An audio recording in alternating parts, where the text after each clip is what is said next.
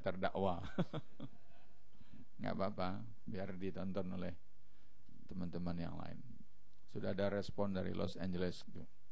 Minta barter ustadz katanya.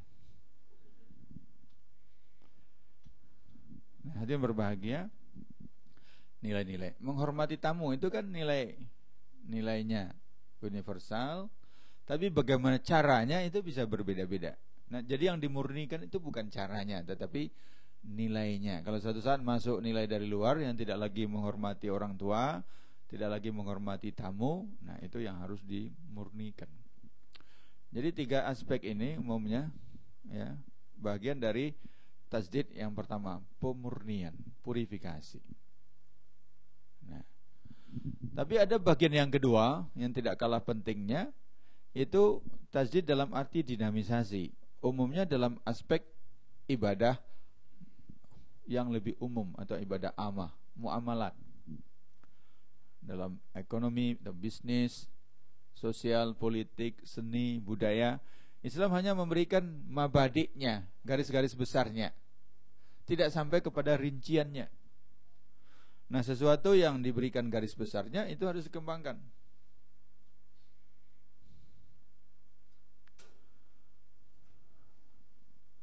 Misalkan saja jual beli.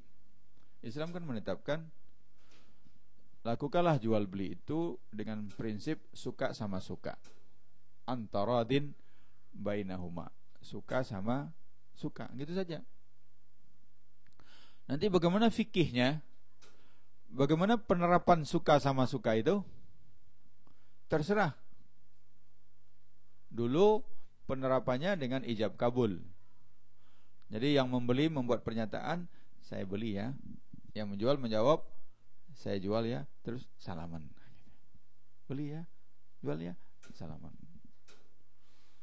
Nah, sekarang tidak perlu lagi. Bisa berkembang caranya. So, kalau di supermarket kita belanja salaman terus, kasihan kasirnya. Beli ya. Terpaksa kasirnya buat tangan palsu untuk salaman. Nggak bisa. Bahkan kalau kita belanja internet, kita nggak ketemu orangnya. Kadang-kadang belum nyampe barangnya udah kita jual lagi gitu. Bisa saja. Tapi prinsip antaradin bainahuma itu abadi. Itu yang dipertahankan, tetapi bagaimana pengembangannya? Nah, itu yang memerlukan dinamisasi. Nah, yang kedua misalkan contoh syura, musyawarah. Itu prinsip. Pilihlah pemimpin dengan musyawarah. Uruslah urusanmu semua dengan musyawarah. Wa amruhum syura bainahum. Tapi bagaimana cara musyawarah? Itu terserah. Coba kita lihat. Pemilihan Abu Bakar Siddiq itu hanya by accident. Jadi ada peristiwa Saqifah Bani Sa'ad, tiba-tiba Abu Bakar dibai'ah oleh Umar, diikuti oleh yang lain, dibawa ke masjid, gitu saja. Enggak ada KPU-nya. Enggak ada pendataan. Tapi pemilihan Umar bin Khattab itu dengan sistem putra mahkota. Abu Bakar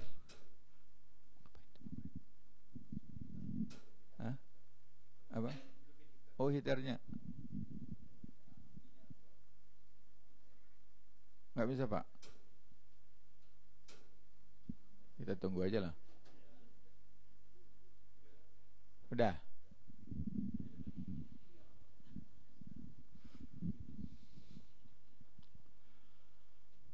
Abu Bakar khawatir kalau terjadi lagi seperti peristiwa Saqifah Bani Sa'ad bisa pecah betul umat Islam. Oleh sebab itu dia tunjuk Umar bin Khattab menjadi waliul ahdi. Kalau bahasa sekarang putra mahkota. Tapi dia minta persetujuan kepada umat. Umat yang diminta persetujuan hanya yang di Madinah saja. Enggak sampai ke yang di mana-mana, enggak. Ya. Nanti Umar kepada Utsman lain lagi. Umar tunjuk 5 orang calon khalifah dan sekaligus sebagai pemilih. Jadi 5 orang ini calonnya, 5 orang pula yang menentukan. Nah, coba. Nanti terpilih di situ Utsman bin Affan. Nah, Ali kembali lagi dengan by accident lagi. Kenapa tidak ada pola yang sama? Karena Rasulullah tidak memberikan tuntunan yang sama. Rasulullah pernah bermusyawarah hanya dengan beberapa orang, paling sering dengan Abu Bakar dan Umar. Tapi juga bisa bermusyawarah dengan Ansar dan Muhajirin. Bisa juga dengan suku satu-satu. Ditanya Rasulullah, suku ini, kabilah ini, kabilah ini, kabilah ini.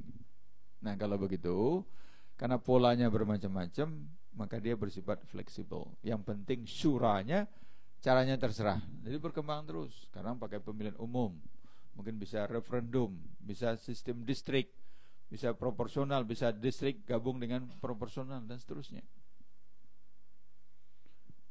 Nah, dari aspek ini ajaran Islam dikembangkan.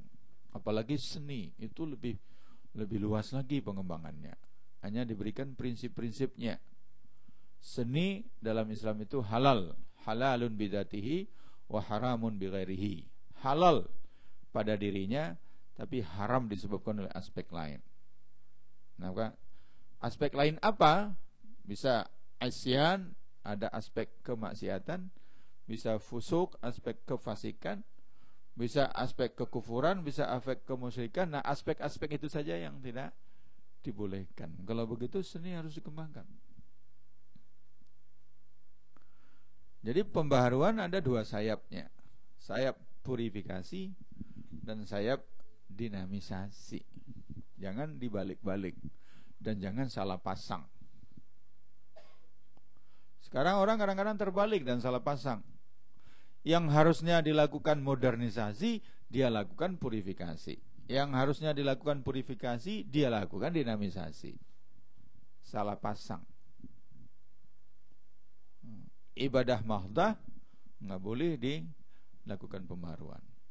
Dalam arti dinamisasi. Jangan seperti Teguh Esa.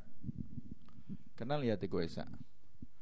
Penulis novel Ali Topan Anak Jalanan. Setelah dia insaf, dia tulis novel baru Ali Topan Santri Jalanan. Nah, tapi dia tidak sempat nulis novel Ali Topan Kiai Jalanan. Waktu santri jalanan dia sudah terpeleset. Ya, ini gejala di Indonesia. Taubat, semangat tinggi tapi tidak belajar. Nah, itu bisa jadi aliran sesat.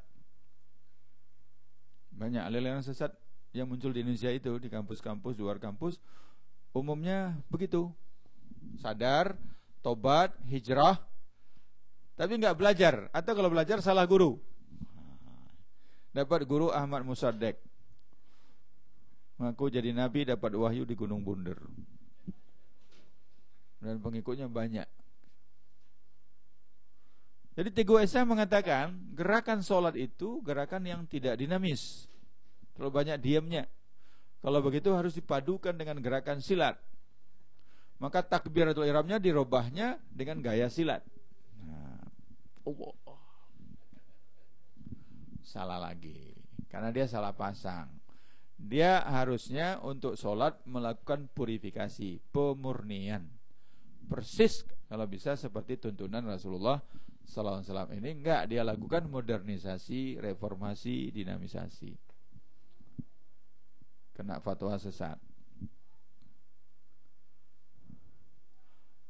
Lain lagi yang dialami oleh Kiai Roy Yusman dari Malang, petinju non muslim, lalu masuk Islam langsung jadi kiai. Kan itu terlalu cepat. Baru masuk Islam, petinjunya langsung jadi kiai, bikin pesantren. Lalu dia berpikir begini, jamaahnya banyak yang nggak ngerti bacaan sholat. Alangkah baiknya kalau ditambah dengan terjemahannya. Maka mulailah dia perkenankan sholat pakai sari tilawah. Jadi setelah Alhamdulillahirabbil alamin, segala puja dan puji bagi Allah Tuhan semesta alam. Ayatnya juga begitu diterjemahkan. Nah, setelah itu jamaahnya memberikan kesaksian bahwa setelah solat dengan terjemahan, solat kami semakin khusyuk. Ini kena fatwa sesat lagi dia. Karena ini bukan bahagian yang boleh ditambah-tambah, dirubah-rubah. Ini salah pasang. Tapi ada lagi yang salah pasang, akidahnya diperbarui. Akidahnya perbarui. Kalau Al-Quran mengatakan, innal ladzina kafaru min ahlil kitab wal musyrikin fi nari jahannam khalidina fiha. Orang kafir baik Alkitab maupun musyrik akan masuk neraka. Nah, tapi dia mencoba, wah ini enggak cocok lagi untuk zaman sekarang. Zaman sudah lintas macam-macam, enggak cocok. Cocoknya semua masuk surga. Lalu diperbarui, dikatakan menggunakan filsafat perennialism bahwa Tuhan itu satu, tetapi persepsi orang tentang Tuhan bisa berbeda-beda, namanya juga bisa berbeda-beda, agama resminya juga bisa berbeda-beda, tapi semuanya benar dan semuanya akan masuk surga. Nah, itu pluralisme. Jadi dia lakukan dinamisme, reformasi terhadap hal yang nggak boleh diperbarui. Salah lagi. Ya. Tapi sebaliknya ada juga yang harusnya dilakukan modernisasi, dia murnikan. Perempuan harus baju hitam semua. Kayak di Saudi Arabia kan hitam semua. Karena perempuan tidak boleh memakai pakaian yang menyolok, hitam semua. Laki-laki harus pakai jubah, karena Rasulullah pakai jubah, pakai sorban. Nah, gitu. Padahal yang murni, yang abadi, tidak bisa berubah-ubah itu adalah satu, dari segi pakaian, satrul aurah, menutup aurat. Itu sampai kapanpun tetap.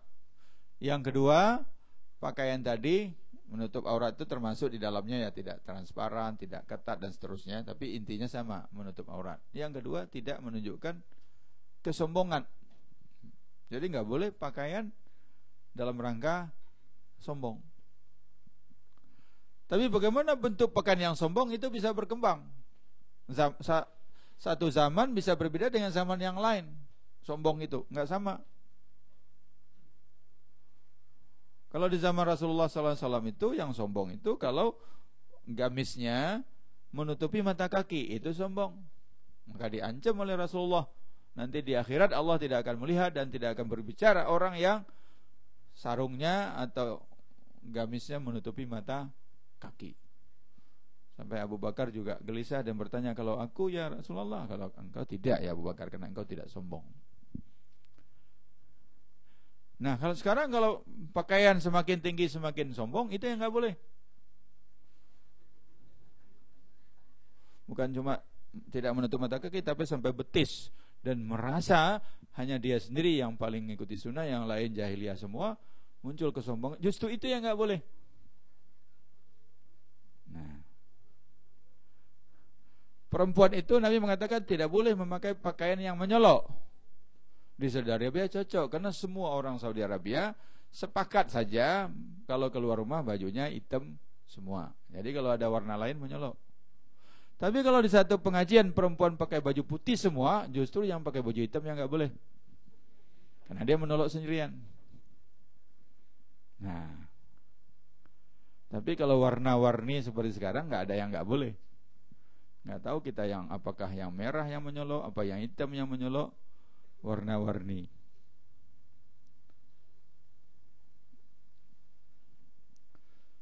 Saya pernah ya, di Jogja itu ada satu masjid memang alirannya aliran jubah.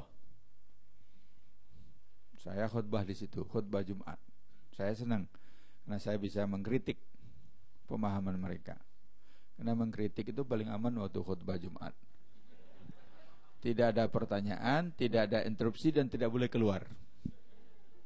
Paling tinggi kalau dia marah, dia tidur saja. Nah, jadi kita paling enak ngomong di khutbah Jumat. Makanya jangan khawatir memberi khutbah. Enak khutbah Jumat. Kalau pengajian ini kalau nggak suka pergi dia. Atau nggak sabar dia langsung interupsi. Ya. Tapi kalau khutbah Jumat enggak. Maka saya ini kesempatan ini saya bilang, saya harus sampaikan cara berpikir. Bukan saya anti jubah. Boleh pakai jubah, enggak masalah. Tapi jangan mencela, menyalahin orang yang tidak pakai jubah. sidang Jumat yang berbahagia, diriwayatkan bahwa Rasulullah sallallahu alaihi wasallam memakai jubah, gamis dan memakai sorban. Wah, mereka senang. Wah, Ustaz Yunar sekarang sudah pro jubah. Tetapi saya ingin mengajukan beberapa pertanyaan. Pertanyaan pertama, sejak kapan Rasulullah memakai jubah? Apakah sejak mendapatkan wahyu atau sejak kecil? Jawabannya sejak kecil. Yang kedua, siapa saja yang memakai jubah? Apakah sahabat-sahabat yang beriman saja atau semuanya? Jawabannya Abu Jahal dan Abu Lahab pun juga pakai jubah dan pakai sorban. Wah, itu sudah mulai marah itu mereka. Wah, ini saya benar cari perkara ini, tapi nggak bisa marah, nggak bisa interupsi. Jadi gamis, sorban adalah pakaian orang Arab, Muslim atau non Muslim. Kalau begitu dalam bahasa hukumnya ini namanya orfu. Al-orfu. Orfu itu adalah sesuatu yang dikenal baik oleh masyarakat setempat. Itu namanya al-orfu. Ini apa namanya ini? Kopiah. Kopiah ya. Cari hadisnya, ada enggak ini? Ada enggak ayat atau hadisnya? Enggak ada. Tapi ini dikenal sesuatu yang baik. Kalau jadi ustadz, ceramah sebaiknya pakai kopiah. Tapi di sini pakai jaket kulit ya. Menurut orfu musim dingin boleh ya. Kalau di Jakarta saya khutbah pakai jaket kulit begini, dianggap nggak sopan itu, tidak ma'ruf. Jadi kalau bapak khutbah pakai celana jin, itu kan sudah menutup aurat. Pakai kaos olahraga sudah menutup aurat, tapi masyarakat mengenalnya itu tidak ma'ruf. Bukan masalah nas, tapi yang dikenal masyarakat itu tidak ma'ruf. Jadi pakaian jubah dan sorban pada masyarakat Arab pada waktu itu adalah sesuatu yang ma'ruf, al-urfu. Nah sekarang bagaimana status hukumnya al-urfu itu? Bermacam-macam. Jika diperintahkan oleh Al-Quran dan hadis, maka dia menjadi wajib. Jika dilarang, dia menjadi haram. Jika dianjurkan untuk dilakukan, dia menjadi sunnah. Jika dianjurkan untuk ditinggalkan, dia menjadi makruh. Jika didiamkan saja, dia menjadi mubah. Maka kita tinggal cari dalam Al-Quran, ada enggak nas atau dalam hadis Nabi nas tentang pakai jubah, menyuruh ada atau tidak, memuji ada atau tidak, mencela ada atau tidak. Kalau tidak ditemukan, maka kesimpulannya jubah adalah mubah. Pakai jubah silahkan, enggak pakai jubah juga tidak apa-apa. Itu cara melihatnya begitu. Loh, ini kan pakaian Rasulullah. Kan Al-Quran mengatakan laqad kana lakum fi rasulillahi uswatun hasanah. Iya, apapun yang dilakukan oleh Rasulullah itu ikut, pasti baik, nggak ada pilihan. Wa ma atakumur rasul fakhuduhu wa ma nahakum anhu fantahu. Apa yang datang dari Rasul ambil, apa yang dilarang tinggalkan. Wa ma arsalna min rasulin illa liyuta'a bi'idznillah. Tidak kami utus seorang rasul kecuali untuk dipatuhi dengan izin Allah. Tapi Al-Quran kan tidak mengatakan laqad kana lakum fi Muhammadin, tapi fi Rasulillah. Kalau begitu pada diri beliau itu ada 3 unsur. Satu, sebagai bashar, manusia biasa. Nabi mengatakan innama ana basyarun mislukum. Aku ini manusia biasa seperti kalian. Makan, minum, tidur, dan pergi ke pasar juga. Jadi nggak usah ragu pergi ke pasar. Al-Quran menyebutkan nabi-nabi juga pergi ke pasar. Nggak apa-apa. Walaupun nggak belanja, lihat-lihat juga boleh. Bashar, ya. Sebagai bashar, Nabi mungkin punya keinginan-keinginan sendiri, punya selera-selera sendiri. Mungkin beliau suka minum susu kambing, suka makan korma. Ya. Tidak ada keharusan kita mengikuti semua yang dilakukan Nabi sebagai bashar. Misal, ini cuma misal ya, enggak terjadi sungguhan. Nabi sholat, kita makmum di belakang Nabi. Atau para sahabat lah, kalau kita mungkin enggak mungkin. Para sahabat makmum. Nabi membaca Al-Fatihah. Alhamdulillahirabbil alamin, Ar-Rahmanir Rahim. Terus Nabi batuk. Apakah makmum batuk? Enggak. Itu batuk Nabi itu batuk manusiawi, bukan sebagai rasul dia batuk, tapi sebagai manusia biasa. Jangan ikut batuk. Imam kan harus diikuti. Nanti kalau Pak Imamnya Ustaz Gunggun tiba-tiba bersin, jamaahnya semua ikut bersin. Kenapa? Imam harus diikuti. Enggak, itu basyar. Kalau telinganya gatal digarut, jamaahnya juga ikut garut. Kan enggak begitu. Itu tandanya bahwa tidak semuanya harus diikuti, karena itu bersifat basyariyah. Gitu. Yang kedua, Nabi itu Arabi, orang Arab, berbudaya Arab. Nabi itu tidak pernah bahasa Indonesia, apalagi bahasa Inggris. Kalau mau ikut sunnah jangan pakai bahasa Inggris, bahasa Arab. Nabi seumur hidup pakai bahasa Arab. Kenapa Nabi bahasa Arab? Karena Nabi orang Arab. Nabi khutbah Jumat pakai bahasa apa? Bahasa Arab. Kita khutbah Jumat pakai bahasa apa? Apa itu tidak sesuai dengan, tidak bertentangan dengan sunnah? Karena ini budaya. Nah, kalau budaya kembali seperti tadi, selama didiamkan dia menjadi mubah saja. Jadi pertimbangannya bukan pertimbangan ta'budi, tapi pertimbangan ta'akuli, rasionalitas. Ya. Tapi yang ketiga, beliau sebagai Nabi dan Rasul. Wah, ini harus sami'na wa ata'na. Sahabat pun juga hati-hati. Begitu sampai di Badar kata Nabi, nah di sini markas kita dirikan tenda di sini. Seorang sahabat dengan hati-hati bertanya, ya Rasulullah, apakah menunjuk tempat ini berdasarkan wahyu atau ijtihadmu sendiri sebagai panglima perang? Kalau berdasarkan wahyu, sami'na wa ta'na. Suka atau tidak suka, paham atau tidak paham, kalau wahyu sami'na wa ta'na. Oh tidak, kata Nabi, ini cuma ijtihad saya saja. Nah, kalau betul boleh usul. Silakan. Jangan di sini. Di sana ada beberapa sumur mata air. Lebih baik kita dirikan tenda di sana, karena perang di padang pasir termasuk menguasai mata air. Rasulullah setuju, lalu pindah sana. Nah, masalahnya sekarang kita kan tidak bisa tanya Rasulullah. Nah, itu saja bedanya. Kita nggak bisa nanya. Kalau ragu, ini apakah sebagai nabi, apa sebagai orang Arab, atau sebagai manusia biasa, kita nggak bisa nanya. Oleh sebab itu nanti dipikirkan sendiri oleh para pembaharu mujtahid. Nah, namanya juga dipikir, hasil pikirannya bisa berbeda-beda. Nah, di situ terbuka berbeda. Saya ambil contoh yang aktual. Ya. Saya mencoba berada di tengah dulu. Penentuan awal bulan. Nabi mengatakan, inna qaumun la naktubu wa la nahsubu. Kita itu kaum tidak bisa menulis dan tidak bisa berhitung. Oleh sebab itu kata Nabi, lihatlah hilal. Ya. Jadi apa bunyi hadisnya? Siapa yang bisa bantu? Hadis ru'yah.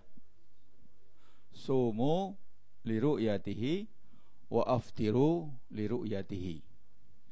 Karena, kalau kita susun dalam kalimat, karena kita tidak bisa menghitung di mana posisi bulan pada saat matahari terbenam, maka tidak ada cara lain untuk menentukan awal bulan kecuali melihatnya. Maka lihatlah. Kalau terlihat olehmu bulan, puasalah. Kalau sudah terlihat bulan Syawal, salatlah. Sumu li ru'yatihi wa aftiru li ru'yatihi. Fa in ghumya alaikum, kalau mendung tidak bisa terlihat, fa akmilu sya'bana salasin atau fa akmilu syahra salasina. Sempurnakanlah bulan itu menjadi 30. Asyahru hakada wa hakada wa hakada, kata Nabi. Memberi isyarat bulan itu kalau enggak 29, 30. Nah, ini hadis diterima oleh semua. Tapi kemudian cara memahaminya berbeda. Yang berpegang dengan ru'yah mengatakan ru'yah itu ta'abudi, Nah, ibadah itu terletak pada melihat bulan. Jadi melihat hilal itu sudah ibadah, nggak boleh dirubah-rubah. Nah, Hyai Hisab mengatakan enggak. Yang ibadah itu adalah puasa Ramadan dimulai 1 Ramadan. Kalau salat Idul Fitri pada 1 Syawal. Nah, sedangkan bagaimana cara menentukan awal bulan itu ta'akuli, bukan ta'abudi. Ta'akuli itu artinya sesuatu yang bisa berubah, teknis masalahnya. Kalau enggak bisa menghitung, ya lihat. Nanti kalau sudah bisa menghitung, bisa kita menggunakan hitungan. Maka tatkala sudah muncul ilmu falak, astronomi, ilmu hisab, maka digunakanlah hitungan. Situ masalahnya. Terjadi perbedaan antara ahlu ru'yah dan ahlu hisab. Ini bukan hisab, begini ya. Karena orang perokok kan senang juga disebut ahlu hisab ya, ahlu hisab. Ya. Nanti kalau sudah meningkat sedikit anggota Dewan Suro suka rokok. Saya ini anggota Dewan Suro, maksudnya Dewan suka rokok. Tapi Ustadz nambah, udah jengkel dia Bapak ahli nar ya gitu. Ahli nar itu kan pakai api, merokok pakai api, jadi ahli nar. Kalau ahli nar enggak ketawa lagi dia, kecut dia. Kalau dibilang ahli hisab masih ketawa itu para perokok itu. Kalau Dewan Suro tambah ketawa dia. Tapi kalau ahli nar, kecut dia, nggak bisa lagi. Bapak ahli nar ya, jangan sembarangan. Kan pakai api, berarti ahli nar gitu. Jadi begitu caranya. Kenapa yang satu berpegang dengan ru'yah? Karena menganggap melihat itu adalah ta'abudi, ibadah sendiri. Sedangkan yang satu berpendapat bahwa yang ibadah itu adalah sholat idnya dan puasa Ramadannya, sedang melihat itu adalah sesuatu yang bersifat ta'akuli. Ada juga yang mengatakan begini, Indonesia itu banyak orang miskin. Kenapa sih kita nyembelih-nyembelih tiap Idul Adha itu? Berapa itu banyak sapi disembelih? 1 ekor sapi mungkin 10 juta. Kalau 1 juta sapi sudah berapa uangnya? Kambing berapa? Kan lebih baik korbannya kita ganti saja. Nggak usah pakai sapi, pakai kambing lagi. Cukup diganti dengan beasiswa. Uang untuk orang miskin. Kalau idenya bagus, tapi persoalannya apakah ibadah mahdah boleh dirubah? Kan gitu saja. Korban itu ibadah mahdah. Salah satu ciri ibadah mahdahnya binatangnya ditentukan. Yang kedua, waktunya juga ditentukan. Enggak boleh sebelum salat Id saja enggak boleh disembelih. Harus setelah selesai salat Id. Kalau sudah habis hari tasyrik, maghrib tanggal 13, enggak boleh lagi. Nah, kalau begitu salah satu ciri ibadah mahdah itu adalah apabila ada aturan yang tidak boleh dirubah sama sekali. Jumlahnya, tanggal, waktunya, dan segala macam. Wukuf tanggal 9 Zulhijjah itu enggak boleh dirubah. Ya. Bisa enggak kita atas nama pembaruan lalu kita ganti kurban itu tidak dengan menyembelih? Apa bisa? Nikah, ijab kabul. Apa substansi ijab kabul? Suka sama suka, kan begitu, untuk menyatakan bahwa laki-laki dan perempuan ini sudah sepakat hidup sebagai suami istri. Ijab kabul. Bisa enggak diganti dengan pernyataan di hadapan notaris? Enggak usah ke penghulu, ke notaris kita. Notaris nanti buat, telah datang menghadap saya. 1, nama, umur, jenis kelamin. Selanjutnya disebut pihak pertama. Kedua, nama, umur, jenis kelamin. Selanjutnya disebut pihak kedua. Pihak pertama dan pihak kedua telah bersepakat untuk mengikatkan diri dalam tali perkawinan sebagai suami istri. Tanda tangan. Boleh enggak? Kalau tujuannya sudah tercapai, malah itu lebih enak ya, daripada disalam-salamin begitu. Ditonton orang banyak apalagi gitu ya. Bambang, Bambang mana? Bambang, aku nikahkan engkau dengan putri saya.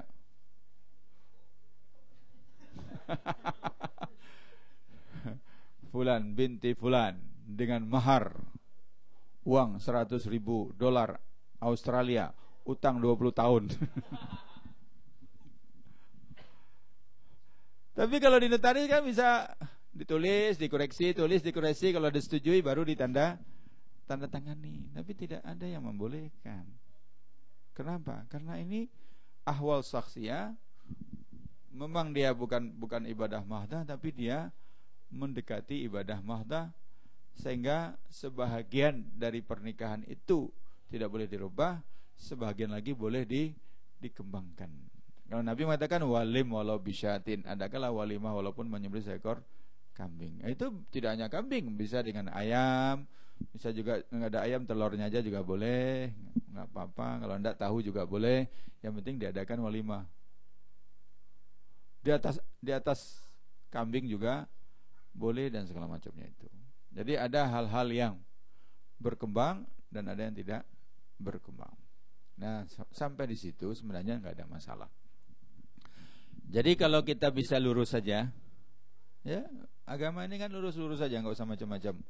Tinggal kita pisahkan saja. Ini bahagian yang harus dimurnikan. Kalau ini bahagian yang harus dikembangkan, jangan salah pasang. Problem muncul satu. Tatkala kita berbeda menetapkan apakah ini bahagian yang dimurnikan atau bahagian yang harus dikembangkan. Itu problem. Yang kedua, kalaupun kita sudah sepakat, bisa saja kita berbeda di dalam menafsirkan. Dalam semuanya itu mesti ada dua aspek itu. Ada yang sawabit dan ada yang mutaghairat. Misalkan saja kita sholat. Sholat itu kan ibadah mahdah, tapi ada unsur mutaghairatnya. Ya. Itu semua bisa dipisah-pisahkan. Mana yang tidak boleh berubah? Satu, salat pada waktunya, enggak boleh berubah. Dua, menghadap kiblat, enggak boleh berubah. Tiga, menutup aurat, enggak boleh berubah. Tapi bagaimana sajadahnya, ya, masjidnya, bangunan masjidnya, pakaian menutup auratnya, itu semua bagian-bagian yang berubah, budaya. Nah, kalau orang nggak ngerti bisa salah pasang. Di Urbana dulu di Amerika, jamaah masjid berbeda pendapat. Jadi masjidnya itu full karpet tapi nggak ada garis-garisnya. Nggak seperti ini kan sudah jelas, kosong saja. Lalu ada yang usul, bagaimana kalau kita beri garis? Karena kalau nggak ada garis, setiap mau sholat repot luruskan saf. Usul supaya diberi garis. Yang lain nolak. Kenapa? Di zaman Rasulullah tidak ada garis-garis. Ini bid'ah. Nah, coba. Menurut sebagian, masa sih garis-garis itu bid'ah? Tapi namanya juga cara orang berpikir. Di zaman Rasulullah tidak ada saf itu pakai garis. Maka berdebatlah mereka. Akhirnya voting. Menang yang enggak pakai garis. Lalu yang pakai garis keluar. Enggak mau lagi berjamaah di sana. Cari gudang baru lagi, beli, bikin masjid baru lagi, yang karpetnya pakai garis. Jadi ada hikmahnya juga bertengkar-tengkar begitu. Masjid tambah banyak. Kenapa masjid tambah banyak? Hanya gara-gara bersoalan masalah garis. Sekarang masalah mihrab juga dipersoalkan. Mihrab yang benar itu seperti ini, tidak menelan semua tubuh imam. Nah, jadi kayak mihrab Nabi kan tidak menelan semua tubuh imam. Jadi imam itu separuh badannya masih di sini, sebagian lagi ke depan. Sekarang ada mihrab yang besar, imamnya sepenuhnya berada di mihrab. Itu sudah dianggap bid'ah, tidak sesuai dengan tuntunan Rasulullah. Debat lagi. Ya, mimbar juga, mimbar Rasulullah itu pakai tangga, 1, 2, 3. Sekarang mimbarnya seperti ini. Ini tidak sesuai dengan, masa mimbar zaman Nabi begini nggak ada. Wah, ini bid'ah. Nah, itu. Jadi hal-hal yang mungkin menurut kita nggak perlu dipersoalkan, tapi orang lain bisa mempersoalkan karena cara pandang yang berbeda. Mana yang ta'abudi dan mana yang ta'akuli, ya. Mana yang ta'abudi dan mana yang ta'akuli di situ. Nah, khutbah Jumat saja. Sekarang kita enak saja khutbah Jumat, pakaian biasa, Bahasa juga terserah kita. Itu dulu lama itu merubahnya. Di Indonesia saja lama merubahnya. Karena dulu orang memahami khutbah Jumat itu adalah ibadah mahdhah, seperti bagian dari sholat. Maka khatib pun juga harus memakai bahasa Arab, dan khatib pun harus pakai jubah dan pakai tongkat. Karena dulu Nabi khutbah pakai tongkat, gitu. Jadi harus pakai jubah, pakai tongkat. Itu ada jubahnya disiapkan di situ. Tapi tongkatnya nggak ada. Harusnya ada tongkat. Ada? Oh, dipinjam ya? Harus ada. Nabi itu kalau khutbah Jumat gagah, ya. Pakai baju gagah, pakai gamis, pakai baju luar, mislah jubah itu, pakai tongkat, naik ke atas mimbar. Nah, jadi pegang tongkat. Karena nggak ada mic. Nah. Tapi sekarang tidak begitu. Nggak usah pakai tongkat karena mimbarnya sudah berubah. Ya, dan bajunya juga pasti pakai jas, baju takwa, baju koko, sarung. Dan bahasanya juga tidak lagi pakai bahasa Arab. Kenapa? Karena yang dianggap mahdah di situ adalah khutbahnya. Khutbah itu artinya menyampaikan pesan. Pesan itu harus dipahami oleh yang mendengar. Kalau yang dengar nggak paham, itu apa disampaikan pesan? Saya suatu saat salat di Ciawi. Kami daurah di satu pesantren, tapi saya ingin keluar, nggak salat di pesantren itu, saya ingin ke kampung. Maka saya salat di kampung itu. Khutbahnya bahasa Arab. Khutbah pertama 3 menit, khutbah kedua 2 menit. Kenapa cepat? Karena cukup ruku-rukunya saja. Alhamdulillah, wassalatu wassalamu ala Rasulillah, asyhadu an la ilaha illallah, asyhadu anna Muhammad Rasulullah, ittaqullaha haqqa tuqatih. Selesai. Barakallahu li wa lakum fil Qur'an. Kenapa? Karena mereka punya keyakinan khutbah Jumat harus bahasa Arab, sementara khatibnya enggak ngerti. Jadi khatibnya nggak paham apa yang dibacanya, jamaahnya juga nggak paham. Di Ciawi ada itu. Dan saya temukan juga di satu saat di Manchester. Saya sholat di Manchester di satu masjid kepunyaan orang-orang Pakistan di sana, itu persis seperti itu. Lalu untuk mengatasi dari mana mereka dapat tausiah, maka sebelum khutbah mereka ceramah dulu. Ceramah dulu 1 jam, ngasih pelajaran. Khutbah itu hanya ritualnya saja. 3 menit selesai, tambah lagi 2 menit selesai. Nah, gitu. Di Indonesia umumnya sudah berubah ya, sudah berubah, pembaharuan. Jadi, nah sekarang ini bisa saja pembaharuan itu kebablasan juga bisa, gitu ya. Yang nggak boleh dirubah, nggak boleh diperbarui.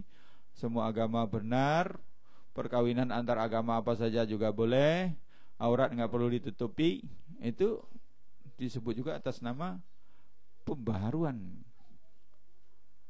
Metodenya ada yang kasar, metodenya ada yang halus, dibungkus dengan bungkus-bungkus akademik, gitu ya. Wah, ini pendekatan kontekstual, ini pendekatan historis, ini hermeneutik, ini macam-macam lah.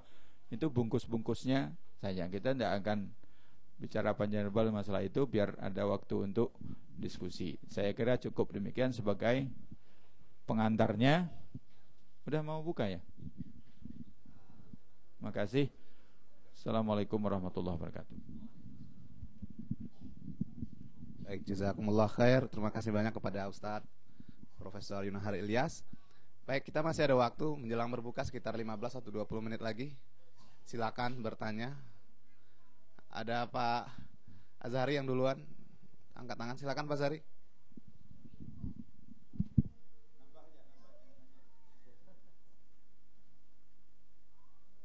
Cek, halo.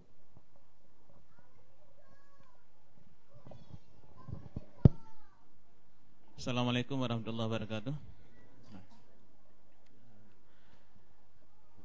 Tadi menyangkut ibadah mazhar. Sebenarnya ini hal kecil, tapi saya ingin lebih banyak begitu. Karena kalau di Aceh itu orang beda kunut itu beda masjid, Pak. Jadi sampai road gitu. Kalau Ustaz berkenan mohon dijelaskan sedikit, itu dari mana asal kunut itu, dari mana sebenarnya? Karena itu ibadah mazhar, kapan itu lahir dan itu bagaimana hukumnya gitu. Karena pengalaman saya di Aceh itu bisa berantem, bisa beda masjid salatnya begitu. Yang kedua, tadi dalam hal ibadah ghairu mahdah, muamalah, itu kan sifatnya antaradin kan, jadi saling suka sama suka begitu. Ketika ada jual beli, Kalau dulu sama ada ijab kabulnya. Kalau sekarang kalau kita ke perbankan, ijab kabul dengan tanda tangan begitu. Ketika orang mengambil kredit misalnya, itu kan sudah semua suka. Suka, si bank juga suka, yang mengambil juga suka. Tapi sudah ada unsur persentase bunga yang mesti dibayar. Itu masuk kemana itu Ustaz? Terima kasih banyak. Assalamualaikum warahmatullahi wabarakatuh. Kita kumpul sampai 3 pertanyaan ya. Rizal, Mas Rizal.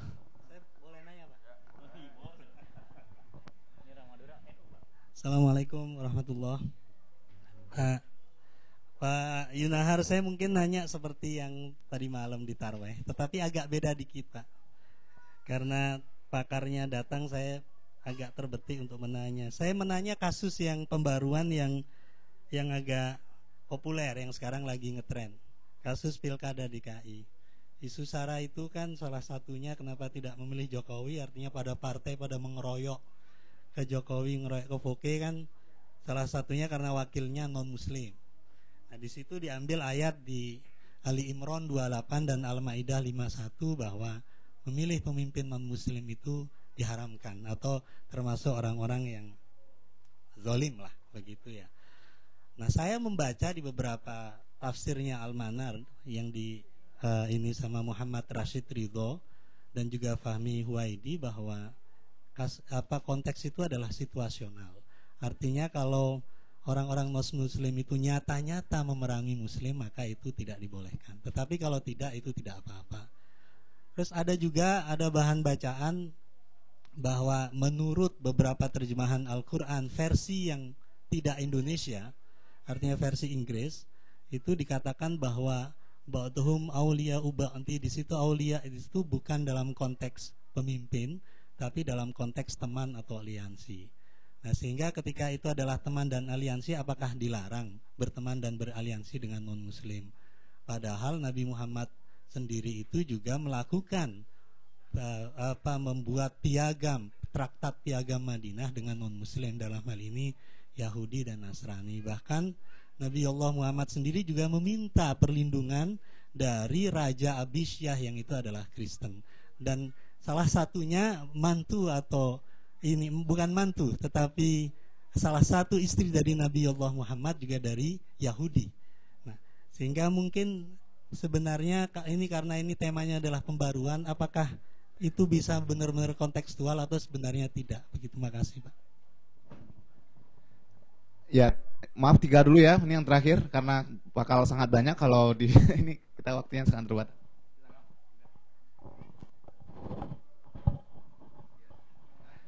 Ya, assalamualaikum warahmatullahi wabarakatuh. Masih dalam masalah pembaharuan, mungkin saya melihat aktualisasi yang terjadi sekarang itu di daerah kami tempat tinggal di Harbour Crossing. Dia seorang Palestina, jadi dia tiap Idul Adha kurban itu selalu koleksi uang rakyat gitu. Uangnya katanya akan dikirim ke Palestina, tapi nanti dikasih dalam bentuk uang, bukan dalam bentuk kurban daging. Dan itu juga terjadi waktu lagi flood di Bangladesh. Dan kelihatannya itu hampir tiap tahun dilakukan, jadi tidak menyembelih kurban, tapi uangnya dikirim dikasih berbentuk uang. Apakah itu suatu pembaharuan dari menyembelih sapi dan kambing tadi, dikasih bentuk uang dan kepada mereka gitu. Jadi tidak dikasih bentuk daging. Terima kasih. Assalamualaikum warahmatullahi wabarakatuh. Baik. Jadi ada 3 udah, ada tentang kunut, ada tentang Pilkada DKI, ada pembaharuan dalam hal korban. Itu yang saya ingat. Jadi saya tidak masuk kepada isi atau materi. Kalau sudah kunut itu sudah materi. Tapi kita bicara tentang metodologi, tentang aspek pembaharuan. Tapi karena ditanya, jawabnya global saja. Kunut adalah persoalan khilafiyah. Yang dimaksud dengan khilafiyah adalah nasnya disepakati, tapi dimaknai berbeda. Nah, yang melaksanakan kunut memaknai kunut itu artinya membaca doa seperti yang itu waktu i'tidal, ya, pada rakaat terakhir salat subuh, Allahumma hadina fi man hadait wa afina fi man afait wa tawallana fi man talait, dan seterusnya. Tapi yang lain mengatakan kunut itu artinya tunduk, patuh. Jadi bukan itu. Dan yang kunut dibaca dalam sholat oleh Nabi itu adalah kunut nazilah. hanya kunut nazilah. Dan kunut nazilah itu tidak hanya subuh tapi semua waktu. Ya, subuh, zuhur, asar, maghrib, isya. Tatkala kita tidak bisa melakukan perlawanan secara fisik dengan musuh. Jadi misalkan kita tidak bisa pergi ke Myanmar, ya kita lawan dengan kunut nazilah. Kita nggak bisa pergi ke Palestina, kita lawan dengan kunut nazilah. Sebagaimana dulu Rasulullah tidak bisa membalas pembunuhan terhadap sahabat-sahabat di Bi'ru Ma'unah, maka Rasulullah melakukan kunut nazilah selama beberapa waktu. Nah, nasnya kan ada, sama, tapi pemahamannya berbeda. Itu disebut dengan khilafiyah. Jadi kunut adalah masalah khilafiyah, bukan masalah bid'ah. Nah, itu asal usulnya kenapa yang satu pakai kunut, yang lain tidak pakai kunut. Nah, kemudian tentang tafsir itu bisa saja orang berbeda menafsirkan, ya. Mencoba bahwa yang tidak boleh diangkat menjadi pemimpin kita itu adalah orang kafir yang memusuhi. Kalau tidak memusuhi tidak apa-apa, itu kan ra'yu dia. Itu adalah ra'yu dia. Tapi kalau nasnya tidak, enggak ada penjelasan begitu. Masalah kawin ada hukumnya sendiri. Masalah berbisnis dengan non-muslim ada hukumnya sendiri. Masalah berteman dengan non-muslim ada nas yang tegas menjelaskan boleh. Allah tidak melarang kamu untuk berbuat baik kepada orang yang tidak memerangi kamu dan tidak mengusir kamu dari negerimu, tapi berbuat baik, bukan menjadi pemimpin. Kata-kata wali itu juga maknanya bisa bertingkat-tingkat. Bisa cuma teman, bisa penolong, bisa pelindung, dan bisa juga pemimpin, ya. Innama waliyukumullahu wa rasuluhu walladzina amanu alladzina yuqimunas salata wa yu'tuna zakatahum raki'un. Dalam ayat lain ditegaskan, jangan kamu ambil Yahudi dan Nasrani jadi pemimpin,